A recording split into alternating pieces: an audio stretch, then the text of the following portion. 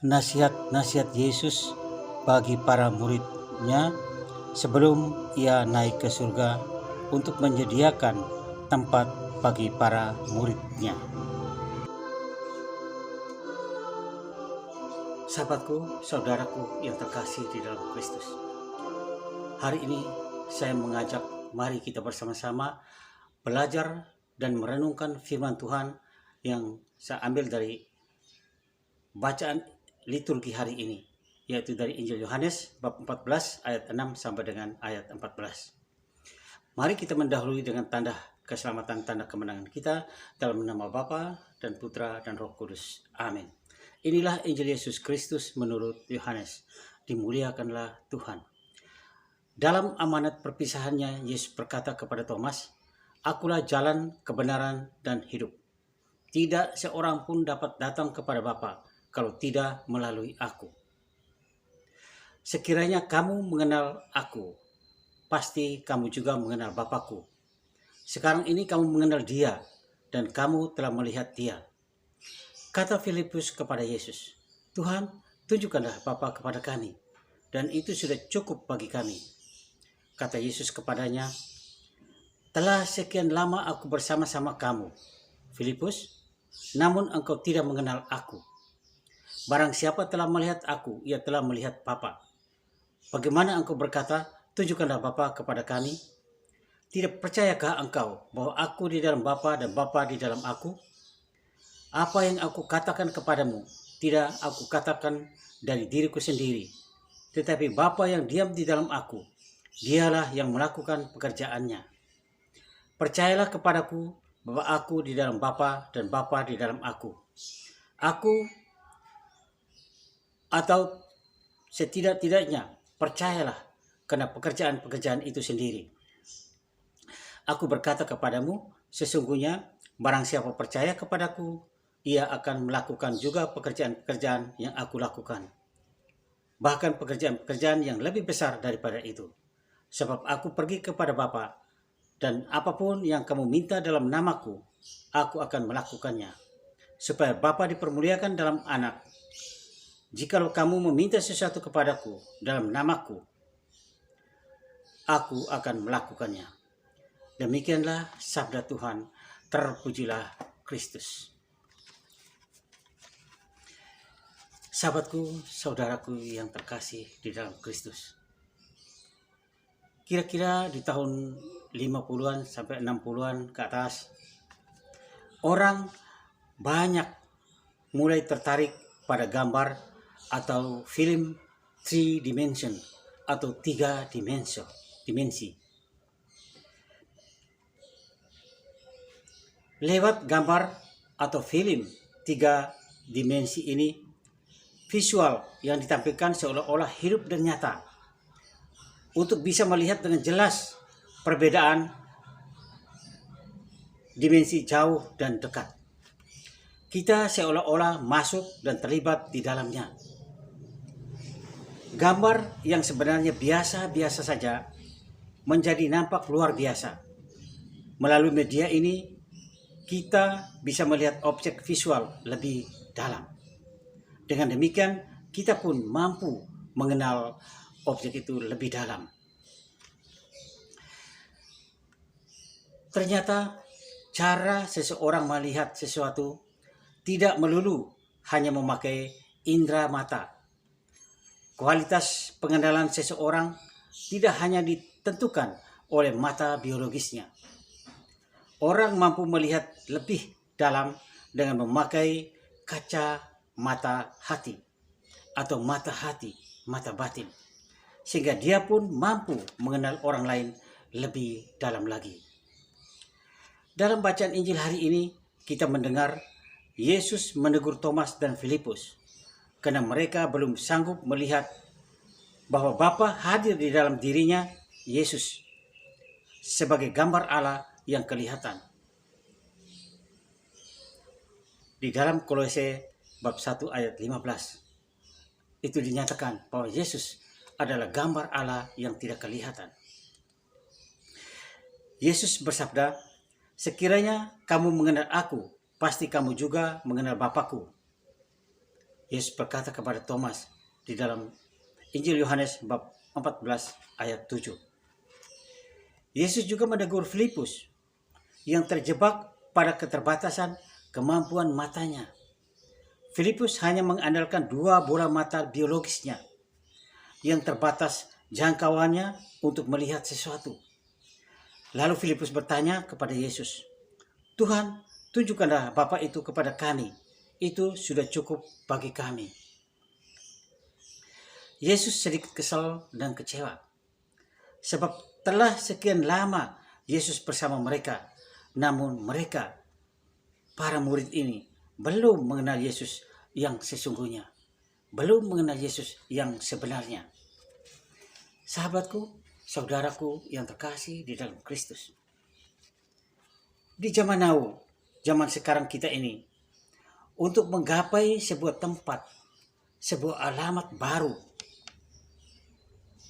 bukan hanya yang ada di dalam negeri ini, tapi juga di luar negeri sana, sangat mudah untuk diketahui, sangat mudah untuk digapai dengan bantuan teknologi modern ini seperti GPS atau Global Positioning System,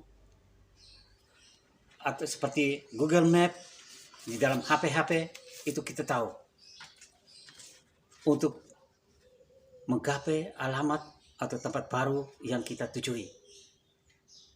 Maka saat ini orang tidak perlu takut tersesat mencari tempat baru atau alamat baru. Karena dengan kecanggihan teknologi itu memudahkan untuk mencapainya, untuk menemukannya. Namun hal lain yang sangat menentukan pencapaian alamat itu adalah akses jalan ke tempat tersebut. Jadi kita perlu akses jalan masuk ke tempat tersebut. Tanpa akses jalan yang baik, atau bahkan tidak ada jalan menuju ke sana, ke tempat itu, kita tidak bisa sampai ke tempat tujuan kita, walaupun kita tahu di mana berada tempat itu. Demikian pun hidup kita, manusia ini, adalah sebuah perziarahan atau sebuah perjalanan. Tujuan akhir perziarahan kita ini tidak lain adalah tanah air abadi. Kita menuju ke sana, menuju tanah air surgawi, menuju rumah Bapa. Inilah kita manusia yang beriman. Kita mau bersatu dan mau tinggal bersama Allah. Lalu bagaimana cara kita bisa sampai ke sana? Kebanyakan kita mengenal pepatah klasik ini. Hampir semua kita kenal ya. Banyak jalan menuju Roma. Ya betul, banyak sekali jalan menuju Roma. Dan pakai sarana banyak. Lewat pesawat, lewat kapal laut, lewat jalan kaki, lewat mobil, lewat sepeda motor, dan lain sebagainya. Itu jalan menuju Roma. Banyak betul. Tetapi jalan menuju tanah air abadi, jalan menuju tanah air surgawi, menuju rumah Bapa, hanya ada satu jalan. Tidak ada jalan yang bercabang. Hanya ada satu jalan yang lurus, yaitu melalui dan bersama Yesus Kristus. Demikianlah Yesus bersabda, "Tak seorang pun yang datang kepada Bapa kalau tidak melalui aku." Di dalam Injil Yohanes bab 14 ayat 6. Kita memang mengenal banyak agama di dunia ini. Kita mengenal banyak ajaran-ajaran yang menawarkan orang untuk menggapai surga. Banyak. Juga banyak ibadat, banyak tata cara untuk menggapai ke sana. Semuanya itu baik. Semuanya itu luhur dan mulia. Semuanya itu bisa terjadi. Sarana iman. Bisa terjadi untuk sarana iman. Namun bagi orang Katolik, keselamatan itu tidak ada di dalam siapapun juga, selain di dalam Dia, sebab di bawah kolong langit ini tidak ada nama lain yang diberikan kepada manusia yang olehnya kita dapat diselamatkan. Saudaraku, sahabatku yang terkasih, siapa nama itu? Nama itu tidak lain adalah Yesus Kristus. Sebagaimana di dalam Injil Yohanes bab 14 ayat 6. Yesus bukan hanya sebagai Google Map. Yesus bukan hanya sebagai GPS yang menunjukkan jalan untuk sampai kepada Bapa. Tetapi ia adalah jalan itu sendiri. Ia yang menjamin kita untuk sampai kepada Allah Bapa. Ia menghantar kita, setiap orang, untuk bertemu dengan Allah sendiri. Tanpa Yesus, kita tidak bisa bertemu dengan Allah Bapa. Sahabatku, saudaraku yang terkasih, orang Katolik kerap kali tidak menyadari peran Yesus ini. Mereka masih mencari jalan sekunder. Jalan sekunder dalam aliran-aliran, dalam perguruan-perguruan, organisasi-organisasi, orang-orang tertentu yang tampaknya lebih memikat, lebih menjamin untuk apa yang mereka rindukan, untuk apa yang mereka dapatkan. Mengapa kita tertarik kepada jalan sekunder? Mungkin sekali kita tidak mengenal atau kita tidak meyakini bahwa di dalam Yesus ada segala-galanya. Dan dalam Yesus kita bisa memperoleh segala-galanya. Ini bagi orang Katolik. Kalau Yesus segala-galanya, mengapa kita harus mencari ke tempat yang lain untuk memperoleh segala-galanya?